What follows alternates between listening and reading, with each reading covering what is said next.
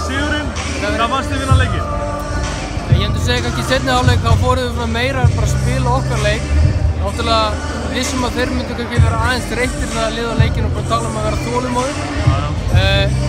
Þannig að við náðum ekki aðeins að hægja á Marcus Walker sem var náttúrulega bara ótrúlegur í fyrri hálfleik, setti bara sjó með 10 af 11 skotum og ég meina hann var að hitta úr flóturum og svo var hann að finna liðsfélaga sína. Við réðum bara ekkert við hann í fyrri hálfleik. Hvernig voru menn stemmdir fyrir það að mæta svona úrvalsdeilda leikmann í KR fyrir bara frábær leikmanni? Hvernig voru menn stemmdir fyrir það? Ég man bara þegar hann var einn þá var ég ennþá að spila og ég held að menn hafi verið svolítið stressaðir í fyrri hálfleik, bara að vera mættir í D og öllina.